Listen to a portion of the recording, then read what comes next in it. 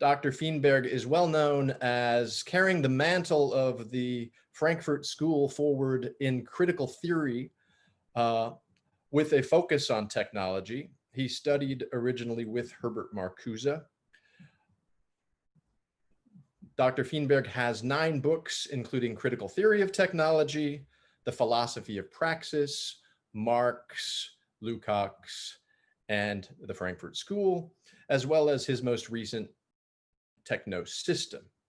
So Dr. Feenberg has then developed on the basis of work from the Frankfurt School, but assimilating ideas from constructivism, actor network theory, and other contemporary movements in social theory and philosophy of technology, what is called critical constructivism, complementing very much and perhaps making helping to realize the hope of the original Frankfurt School theoreticians to theorize and move to practice that is helpful on issues of technology. So tonight we're here to discuss philosophy and technology in the 21st century. We're very, very happy to have you here, Andrew. And you're known as one of the strongest proponents for the view that technology is not neutral, but is always value laden. And in describing that view, you use 2 key concepts. One is that instrumental or technological rationality is underdetermined.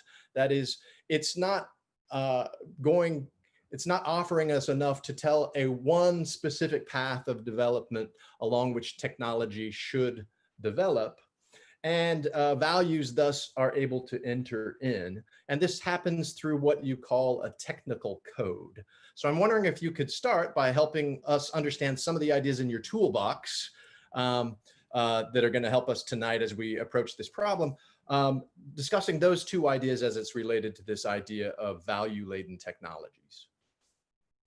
Okay, nice to be here. I'll try and explain briefly the elements of the theory. The key idea is that technology is not determined, not specified completely by technical considerations. There always are choices that the technologists have to make that aren't given with the technical specifications. So, for example, you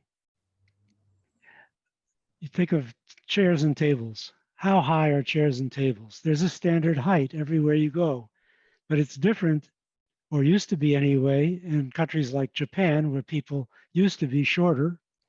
So when I'm on my first trip to Japan, I was shocked by this difference. Now, there's nothing in the field of carpentry that would tell you how high to make the tables and chairs. You've got to consult the social world in which they will be located to make a determination. So this is what it means to say technology is underdetermined. It's underdetermined by purely technical considerations. And this is true of all technology. It's simply not possible to get all the answers out of the engineering textbook. There's always going to be other considerations. And in a company, this is obvious. That's why you have people in the marketing department who give the engineers some idea who the thing is going to be used by and how they're going to use it. And then the engineers have to adjust their work to those social considerations that are brought to their attention by the marketers. This is not just a question of marketing in corporations, it's technology generally.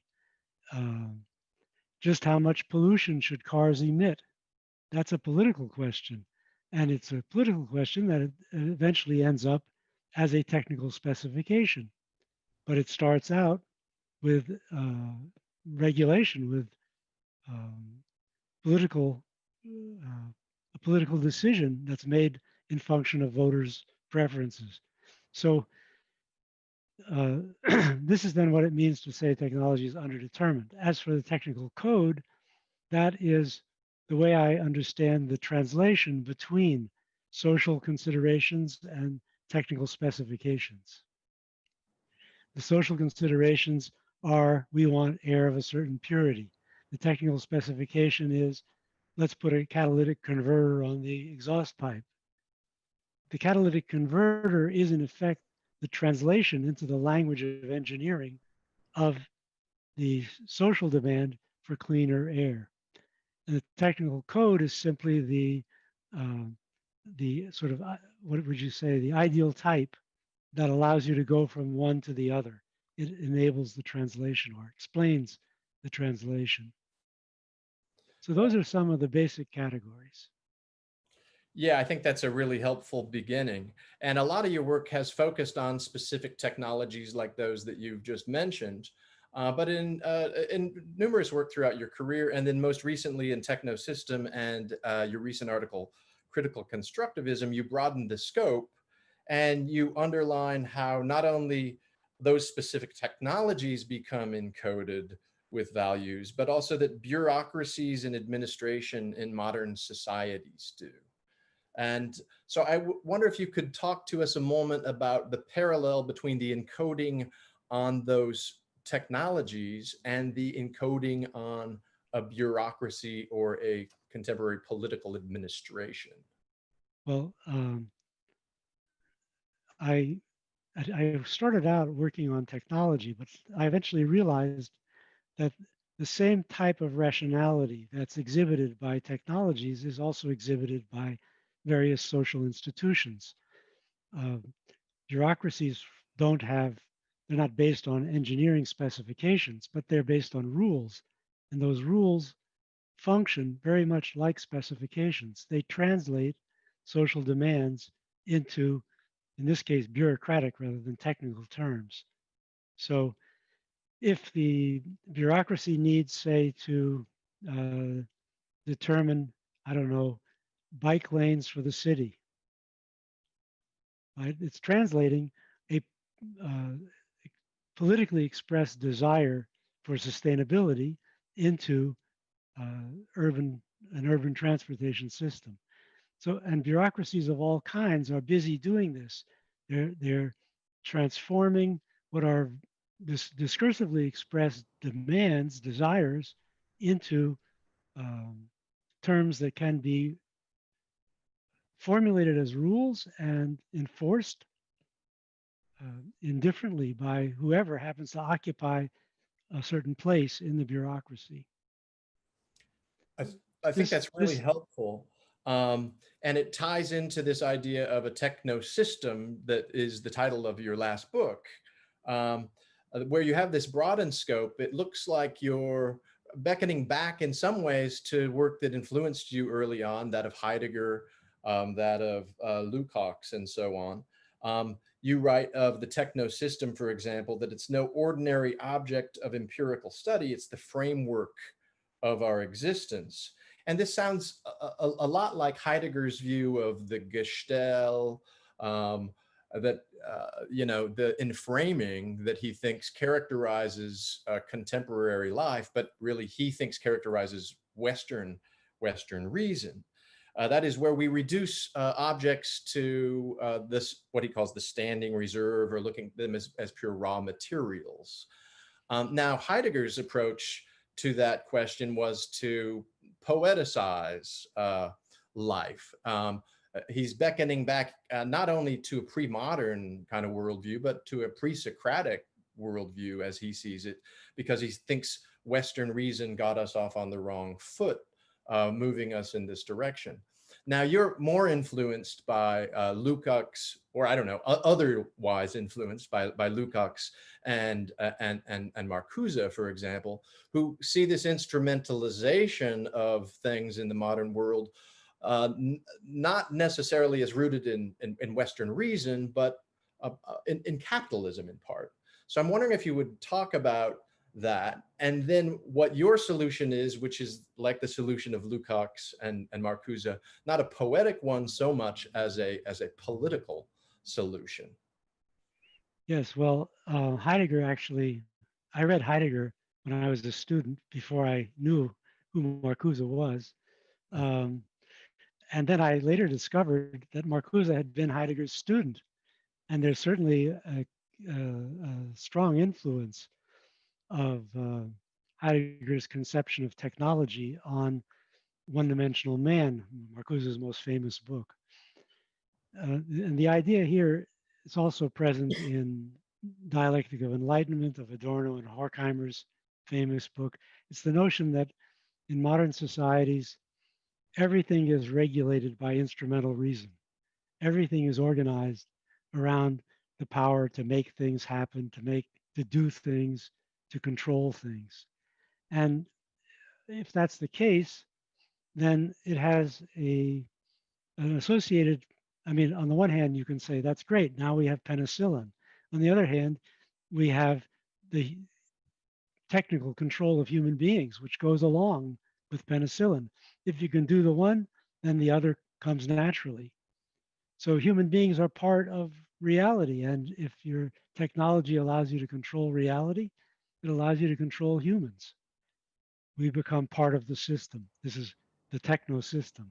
And we're controlled through rational means, not through coercion, not through violence, although those may on occasion be required, but for the most part, simply by following the operating manual for this, that, or the other aspect of our life, we're subject to a kind of soft control. So this idea that's in Heidegger and also in the Frankfurt School, in Marcuse, for example, um, is a critique, a kind of quasi-dystopian critique of modernity. And the question is there any other way to think outside the framework of this instrumental rationality that's taken over so completely in modern societies? This is quite different, of course, from pre-modern societies in which instrumental reason exists, but it's marginal. Mostly people are not thinking about how to control the world around them. They have other concerns, um, like getting to heaven or arranging the family or whatever. But we're so preoccupied by this instrumental approach that we even have operating manuals for all the things that um, people formerly thought of as non-instrumental. You can go to a bookstore and buy an operating manual for marriage, for divorce, for friendship, for child rearing, just about everything, even perhaps getting to heaven.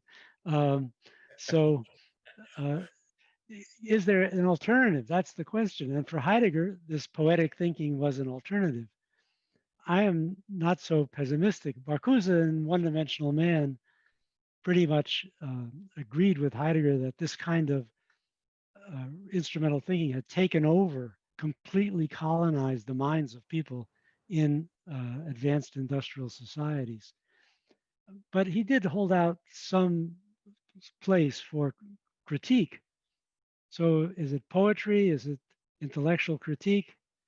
I think that these thinkers went too far in terms of understanding modern societies as dystopian, and that there is still a large area of non-instrumental thinking that's available to people, and that can become the basis for political responses to problems they perceive in the technical environment.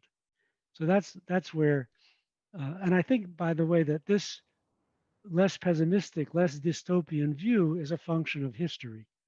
I grew up in a different generation from Heidegger and Marcuse. I'm the third, on the third generation, uh, and in my time, we've seen a lot of political protest around technical issues, especially environmental issues, also medical issues, and these protests stem from people's perceptions of the world in a non-technical way in relation to values of one sort or another that are not um, adequately represented by the technical environment.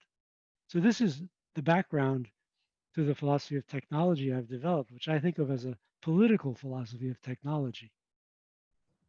Yeah, and you've been talking already about some ideas that I had prepared as my next question, which concerns the differentiation between reason on the one hand and experience on the other. You have a book with Yeah. that title in it, but these two concepts come up again and again in your work, where you're talking about this experience in the life world where these values are at play, and then reason, which is, well, predominantly instrumentally defined. Um, and the kind of bridge that you've been talking about there is fundamental to the political conflict as well. Can you talk a little bit about how power uh, conflicts play a role then uh, in your political technology or a what did you call it? Technological political philosophy. um, Political philosophy of technology. Political philosophy of technology. So on the one hand, you have been influenced by Marx on power, as well as the Frankfurt School, Lukács, and then on the other hand, Foucault. So I wonder if you would talk about reason and experience as it plays out with power conflicts in the political arena. Okay, well, um, our our everyday experience is very different from the rationality that we associate with technology or with bureaucracies, for that matter. Certainly, with the market, the three major rational institutions, market, bureaucracy, technology, all eliminate what we think of in everyday experience as potentialities, real possibilities. Things can grow and develop in ways that are not adequately reflected in our technical uh, view of the world. So we go through life, for example, we have children, we think about how they're going to grow and develop. There's no technology for that. Of course, technology might play a marginal role. You know, if they get sick, you take them to the doctor. But the basic process is one which happens through human interaction, and that develops their potential. But we also have ideas about potentiality in relation to other things, not just children, but nature, social relations, social institutions, and so on. This is just the way in which natural experience works. And it was first formulated clearly by Aristotle in ancient Greece in his metaphysics.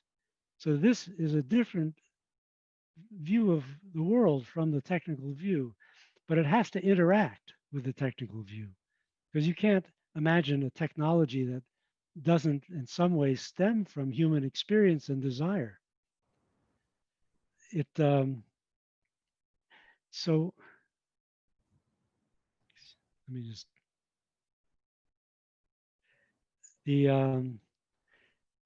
so then the question is, how does that interaction take place? How do technical codes get established that direct the work of technologists, bureaucrats, corporations that act on the market in ways that reflect our sense of the potential in the environment that we want to favor, that we see as favorable to our life, the flourishing of our life. Um, so that has to happen through a dialogue. There has to be some kind of interaction between everyday people and their consciousness and their articulated view of what they want out of technology, and the technologists who have the skills and belong to the tradition of skills that enables them to change the world technically. And that interaction can sometimes take place peacefully and friendly. Sometimes it requires a certain amount of pressure, tension, especially when there are institutions like capitalist corporations interposing themselves in between the technical experts and the lay public and biasing the operations of the experts. Um, so that's why we have protests, for example. The protest, say, for cleaner air was never about getting rid of technology. It was about getting the technology to improve the technology. But that's not something that the protesters could personally do. They needed the mediation of technical experts to do it. So there's a how do you get the attention of those guys? They have a tradition of autonomy, of independence from the public. They don't want to hear from you. So you have to make a little noise. This is why there's so many protests around technology, trying to break through obstacles, both the intolerance of technical experts of uninformed opinion and the corporations or government leaders who have interests contrary to those of the public. And so we have a political, a whole domain of the public sphere that's given over to these kinds of conflicts around technology. This is the politics of technology. Yeah, that's interesting. You're highlighting, on the one hand, how this can happen within our political institutions as a kind of dialogue where laws are being hammered out. And then on the other hand, how the pressure of civil society is, well, sometimes influencing that, or influencing people as they go back and sort of redraw administrative guidelines or technological codes and so on. I find that very, very interesting. Um, Now, the situation we're in right now, where we're having kind of a crisis with democracy. One of the reasons that I was so attracted to your work initially was this focus you have on the democratization of technology. But you know, we have a situation right now where one of the most stable democracies in the world has massive disinformation. Uh, uh, Yeah. 70% of the Republican Party evidently believes that there's been massive voter fraud in the 2020 election, though there is precious little evidence of anything like that. From 2017, 1/3 of the population, these are a lot of the same people, believed Obama may have been born in Kenya. So we have a situation where there's this massive disinformation, and this is in part created by technologies that could be emancipatory, but could also be something else. And a part of what's happened with social media is we've created bubbles that create nice environments for disinformation, conspiracy theories, and so on to thrive. I'm wondering, in light of this, and in light of the fact that, if take Louisiana, I was just reading about um, uh, the citizens of that great state who continue to vote for neoliberal governments despite Deepwater Horizon, despite saying they care about the environment, but they see there's a trade-off between jobs and the environment, and jobs are more important. So what's your prognosis, I don't know, for our future? How hopeful are you that this democratization will work? And I guess we have to have a little hope, because not a lot else remains there for us. But what kind of a way out of this do you see? Well, um, of course, I agree. Democracy is under attack. Um, it's never been perfect, right? It didn't wait for Trump for people to stop vaccinating their children. This is a public problem. You just have to. I mean, there's really not a lot to say. You can't think of a better system.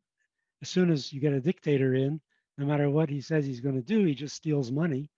Um, so, or in the case, say, of China, where uh, there's human rights violations on a large scale are possible under a dictatorship that are not really feasible in a democracy. So you don't want, even though a government like China's is very effective, it's still scary to think of that as an alternative. Um, so we're stuck with democracy, and we have to do the best we can with it. I don't know that there is any final answer to your question. It's simply a struggle, and we're engaged in that struggle to the extent that we haven't already given up hope. So I think it's a bad idea to give up hope while there's still uh, room to struggle. And there certainly is today. The failure of Trump to get reelected was a sign. Um, so what can you do? I mean, we have a educational system in the United States that's varies tremendously in quality from one place to another, one social group to another, and that's perhaps the biggest problem for democracy, because people need to understand quite a bit about the world around them today in order to make good decisions. I mean, is all those fires in California because the Californians approved of gay marriage, or is it because of climate change? You need to make a decision about that, right? And that, I think education is the key to people being able to make intelligent decisions in cases such as that. So, but I guess that's not a very exciting or interesting answer to your question, because I really don't think there is one. There is something wrong with human beings, that's for sure. They're not angels. And it can be mobilized by demagogues, and frequently is. And all you can do is try and fight the problems as they arise. Right. And I mean, it's interesting to think of your work in techno systems and critical constructivism, where you're writing about how these values get placed into the way bureaucracies work, right? We've seen Yes. for a long period of time this kind of neocon uh, uh, positioning it, the neocons positioning themselves in places of power. I mean, boards of trustees of universities, for example, choosing presidents of colleges who very much focus on jobs and don't think of other ways uh, of creating equality in society than improving employment opportunities or something like that. So I think you offer interesting insights for thinking about bureaucracies and administrations. But you highlight in critical constructivism what you call three great crises of our time, and we're looking at Mhm. technology in the 21st century. One of them is a declining faith in science that you've talked about, and education seems to be the major remedy for that. But the other is the threats to liberty with information technologies that we've been at least looking at one manifestation of. And then the other is the climate crisis. Now, there in particular, and you've written numerous pieces on environmental philosophy and technology over the years, but you make some interesting observations in critical constructivism about, climate change movement in particular having this different time horizon than a lot of Mm. the other technological issues have, and that you see there in the in the environmental movement a call for systemic change quite often that harkens back to the labor movement, thinking that part of the problem is simply that the system is unsustainable in this case. Um, and I mean, we can very clearly see that, if E.O. Wilson is right, and that we would need 4 Earths for everybody to consume as much as an average American, then, and as we see development occurring around the world, we have a problem because we don't have 4 Earths. So uh, what are we going to do to address that? I wonder if, you would speak a little more to the issue of climate change, or excuse me, the environmental movement, um, and talk about, well, something else you've said in your work, that in this context, philosophical reflection on technology must inform political thought. Mm. Actually, I want to go back first to Okay. the internet briefly, because I didn't actually manage to say part of what I wanted to say, um, which has to do with this issue of surveillance and social control. In other words, one of those three crises. Uh, the, the internet appeared at first as a public space in which people could engage in various projects, both practical projects like business meetings and hobby groups and so on, and also political projects. And that was what you could do with the internet in the earlier phases in, say, the 1990s and the early 2000s. And we thought at the time that we had a democratic technology that would free us from the power of broadcasting. Broadcasting is one way, right? Some guy in the middle tells you what to think. And he tells not just you, but millions of other people like you what to think. Whereas with the internet, you had many to many conversations in which everyone's voice was could be heard. You'd have interaction instead of one-way broadcasting. So that was our original sense of the importance of the internet.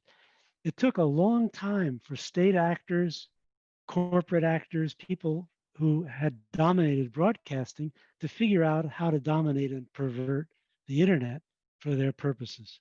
But they did it. And it's a complex story how, which there's no time to go into.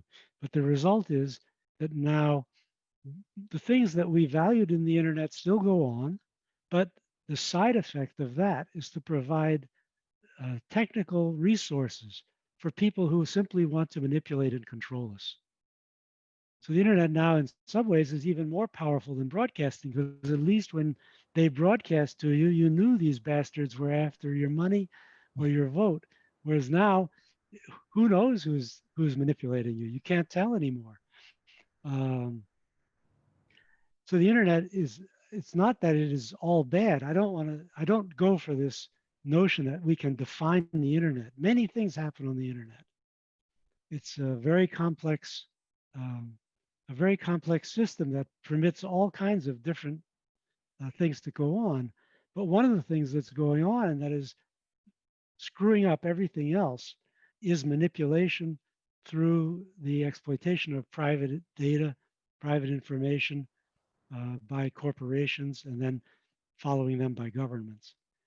And that needs a reform. And in this case, it's not about education, it's about politics, it's about regulation. It has to be made illegal or technically impossible to do what these guys are doing. I think the legal control is more likely in the near future, but it is certainly within the range of law to prevent the exploitation of private data in order to manipulate people. Um, we already have an enormous amount of private data in the medical field that's safely locked away from corporate and government actors. So insurance companies can't find out what your doctor knows unless you permit them to.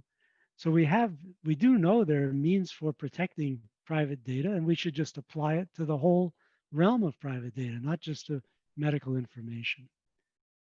So that's some considerations that really are important for making democracy work better, um, which I should have really added before. We need education, and we also need control of the private data on the internet. And maybe with those two things, we can withstand the threat of Fox News to completely destroy our brains. Um, so as for the second question, which is of course related, having to do with climate change and environmentalism, these are problems that can only be solved by technical change.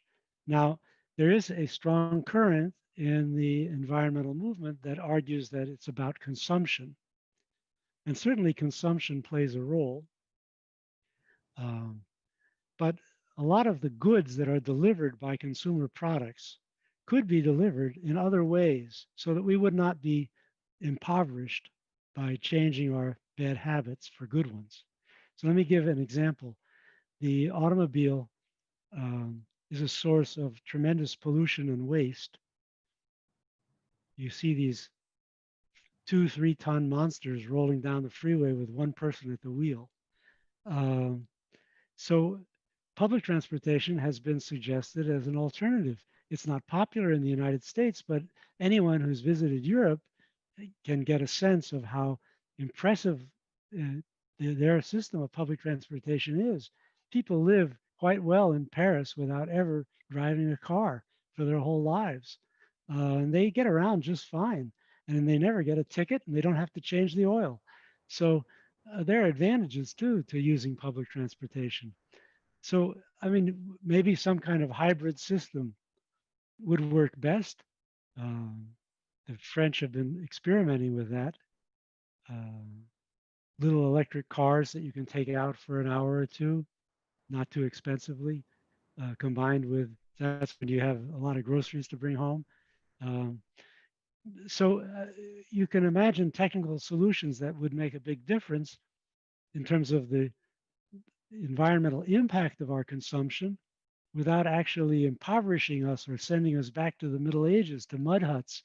And I think that's the most important thing that we need to work on because we're certainly not going to uh, generate a huge constituency for voluntary poverty. That's not going to happen. What we need to do is change the technology. First of all, of course, the big technology, the big industrial technology that causes most of the pollution, power plants and uh, chemical factories and so on. And then secondly, reorganize our modes of consumption in a way that's ecologically sustainable. And we need to start on this project as soon as possible um, without worrying too much about whether we can make it work in the long run. Who knows? Who knows what we'll succeed in doing, how we'll solve these problems. But we have to at least start and start in a big way. And I'm hoping that young people, knowing that their future is at stake, will become a powerful political voice for change. As we've already seen some evidence of this with the what is it, the Friday strikes by high school students. And so I'm hoping that this will, once the COVID thing is over and people can again think about something else, that this will become a big factor in the development of environmental politics in the future. Yeah, so I think you've made some really important points there, underlining that these two uh, crises that we're faced with really are fundamentally also about technologies. It's about surveillance technologies, about Yeah.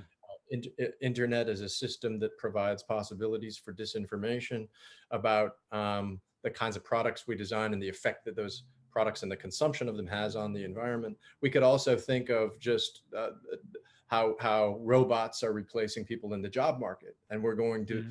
have more and more people globally underemployed or unemployed, and so all of those very, very important political issues are also tied into technological issues.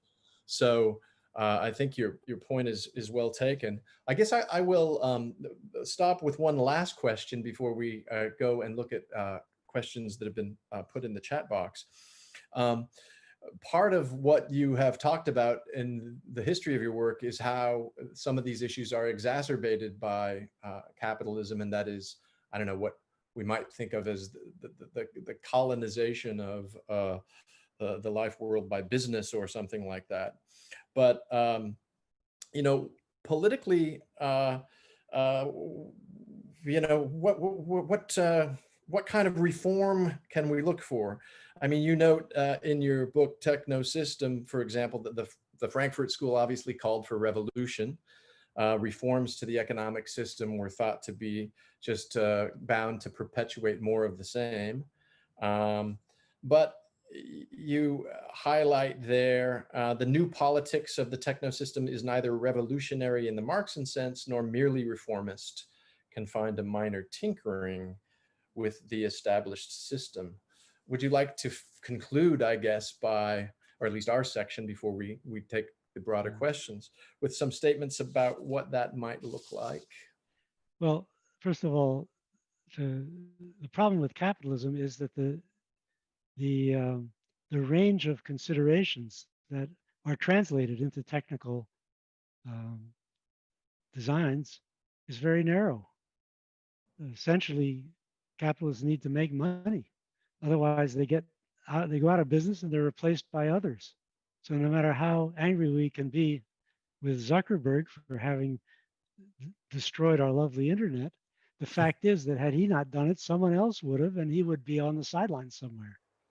The possibility was there, and someone would occupy the place from which that possibility was actualized. And the narrowness of his concerns, because he's trying to make money with his system, um, leaves out all sorts of things we think are important, like privacy and honest communication and so on. So capitalism has this problem, but it also has a remarkable flexibility.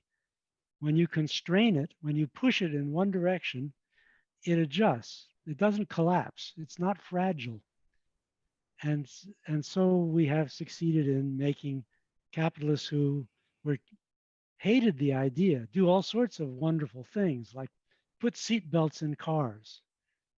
Does anyone remember that that used to be uh, absolutely prohibitively expensive, impossible? So said all the business executives from auto companies in the 1950s. Then they were forced to do it, and it turned out okay, it's no big deal. This happens all the time. They adjust and they still make money. So the question really about their adjustment to these environmental problems is, can they adjust? Because these are pretty drastic changes we're asking for. Uh, Transforming the whole energy system, um,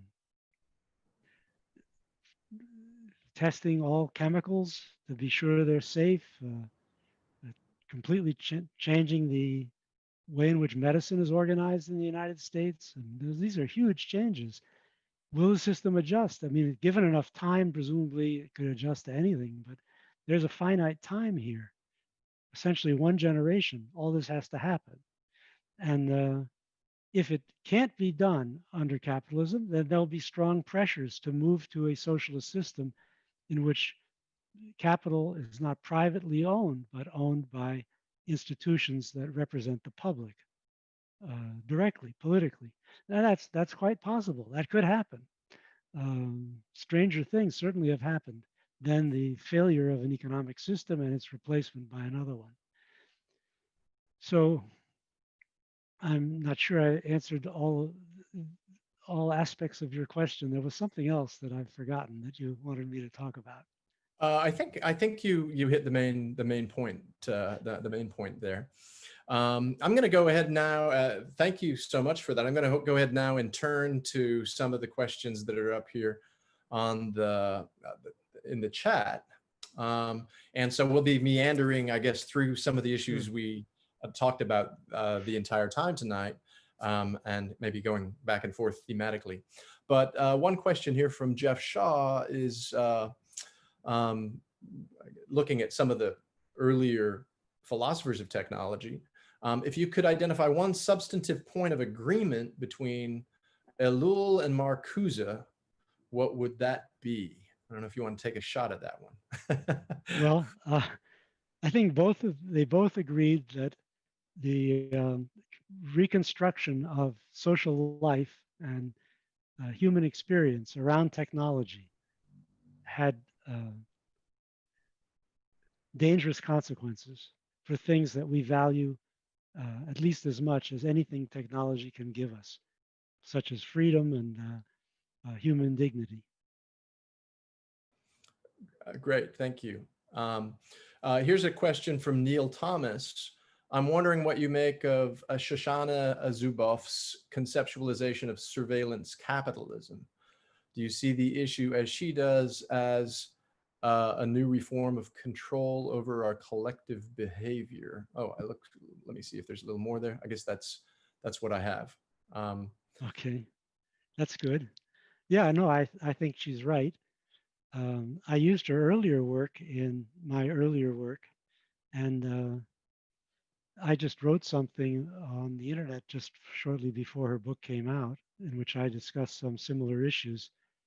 I think, as I said earlier, the problem is to control what goes on the internet in such a way as to reduce the ability to manipulate people. And that means controlling surveillance, stopping a lot of the surveillance, reducing it to purely technical functions.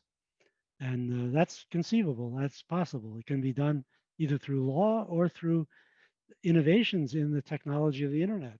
Peer-to-peer systems are being explored by lots of people in computer science and there are a lot of people in the world of computers who are very upset about what's happening, about the things Shoshana Zuboff has pointed out and that others have pointed out. And they're trying to figure out systems that free us from the large corporations like Google and Facebook uh, without uh, without losing the functionalities that those corporations support. And if that's successful, then you wouldn't need legal controls because you'd have even more effective technical ones. So we're waiting to see what'll happen. Okay. A follow-up, you might have even spoken to a little bit this, but I'm going to go ahead and read the rest of his question, which I've now seen. You did speak to some of these issues. Is it more simply about monopolies? You've addressed that. What kind of policy interventions would you advocate for? And then especially to mitigate against surveillance capitalism, and how might we, this last part, I think you could speak to maybe more than you did. How might we conceptualize intervening in the technical code in light of what she is arguing? Well, yes. Right now, the uh, the way the technology of companies like Facebook and Google is designed, it's designed to harvest private data so that it can be analyzed and used by advertisers and propagandists. And that has um, that determines a lot of the technology of the systems. They have huge server farms where they're conserving all this data and analyzing it, Mm. and that would be presumably unnecessary in a system that was not based on making money off private data. So you could imagine a very different organization of the system. It would be much more sustainable in ecological terms and humanly much better. And you'd have to, in other words, the translation of the demand of the public for privacy, assuming that such a demand emerges, into technical means would result in significant changes in the technology of the internet. Excellent. So from Sarah Jacob, I have a question. It seems the more technological society becomes, the less concerned we are with asking what I think are important Socratic questions, such as what is the best sort of human life? And instead assumes a life can have all mundane activities, manual labor of all types performed by machines will do better. Even thinking is now controlled by technology through email prompts to our sentences and so on. Considering how values play an important role in technology, how do we change this human function replacement type of technology? Also, universities are cutting programs due to financial distress. Programs being cut in Vermont are a vast number of the humanities programs that can help us reconsider these values. How can we end this vicious cycle? There's too many things in this question for me to There's a lot of remember things them in that all. question. Uh, The um, vicious cycle, I guess, of the in, the replacement of these life concerns of the life world by yeah, right. technological considerations, I guess. Yeah, I remember once looking at a brochure from a public relations firm that was advertising to universities uh, how to get students, and their slogan was um, "Positioning is knowing thyself." So there's so much for Socrates. So um, of course, this is a problem that Marcuse talks about. It's implicit in what Heidegger writes, or Ellul, uh, the way in which the consumer environment is organized is telling us what the good life is. So we don't need to ask those Socratic questions anymore. Just get the latest gadget. Um, and we're directed toward the activities that constitute the official good life of the consumer society. And of course, the questioner is right that this is insufficient, that we ought to be able to think about our lives independently of um, the goods available to enhance it. uh, and that's, I mean, that's philosophy, right? That's what philosophy is about.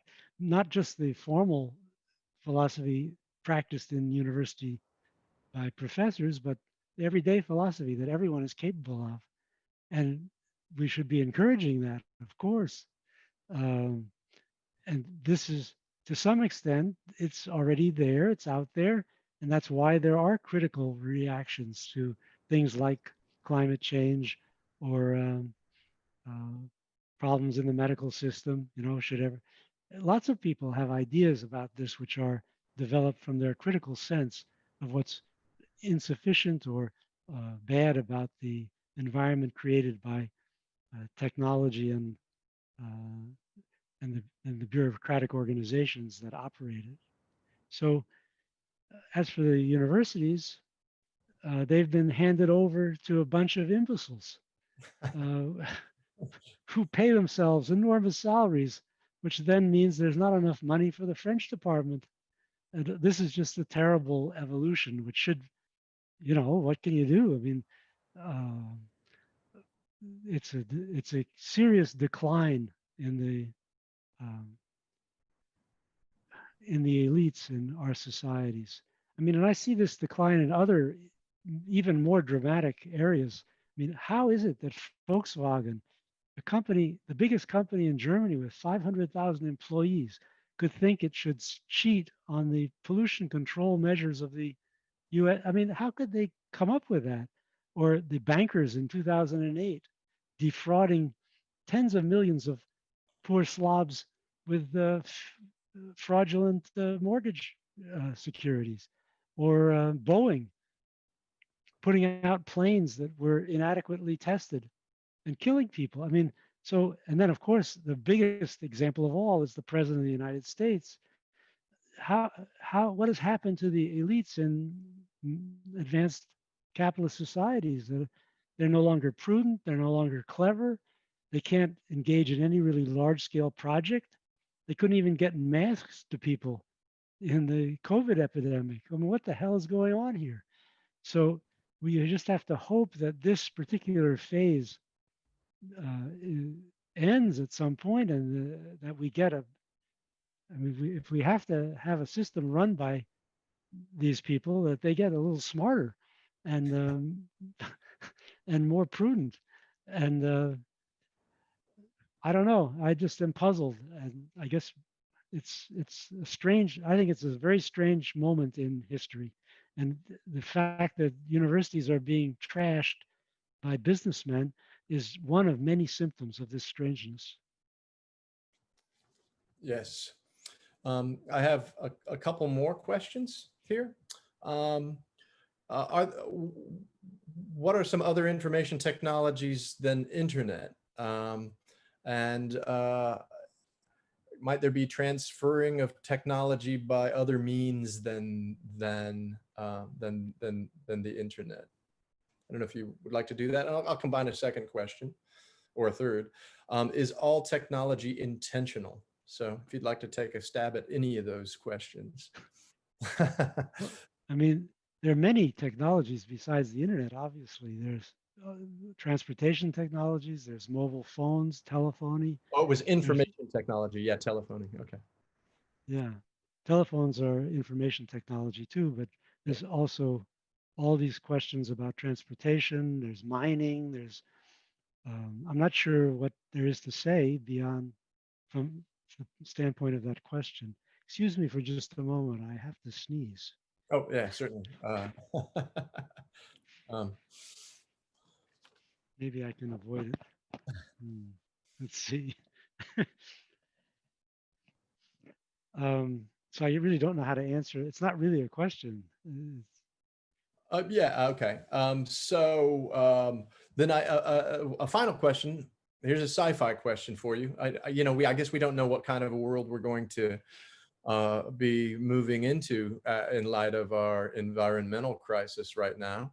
I guess we could end up with Mad Max, or we could end up with something better than that. I hope we're not returning to cannibalism or anything anytime soon. But here's the sci-fi question. How would you describe a future blending of nomadic and civilized forms of life on our planet and possibly beyond? So Well, that's our final question. If you'd like to take your okay. attempt at being a futurist. The I'm very skeptical about other planets because of the problem of radiation. Um, we are lucky to have an ionosphere that protects us from cosmic radiation. Otherwise, our genetic operations would be in chaos all the time. Yeah. And I don't see how problem is solvable, really. Conceivably, you could imagine, I don't know, I guess in a very distant future, you could imagine um, huge artificial satellites big enough to assemble rockets that had thick lead shields to protect from cosmic rays. But I don't know. All this seems to me, this is Elon Musk, you know. I mean, give me a break. The guy is great for automobiles, but I'm not going to bet on him getting anyone to Mars anytime soon. As for nomadism, that already exists, doesn't it? People move around an awful lot. Americans, especially, of course, because that's in our tradition. And now with the huge migrations taking place caused by wars and drought and so on, the number of people with fixed abode is in continual decline. So, if no, by nomadism is meant simply the fact that people move around a lot rather than being stuck in one place, it's definitely happening and on an ever larger scale, and it seems to work pretty well. Um, they've admitted millions of immigrants into Europe in recent years, and for the most part, they're integrating. And Americans have been traveling around from one part of the country to another forever, and that seems to work very well. So I think modernity is about, in a way, it's about nomadism. Heidegger said that we've lost our home. No one has a home anymore. It's the homelessness of humanity. And he thought this was a terrible thing, but lots of people are all in favor because it lets them get away from oppressive situations. Um, so I'm not sure what the intent of the questioner was, but I would say that the science fiction has already happened. It's here and it works. All right. Well, with that, our time is really up for the evening. I'd like to thank you so much for joining us and sharing your thoughts on philosophy and technology in the 21st century. I'd like to thank again GCAS and Creston Davis for hosting this event. So with that, I bid you all adieu. Thank you also for the participants for the questions and for tuning in to view this. Thanks again.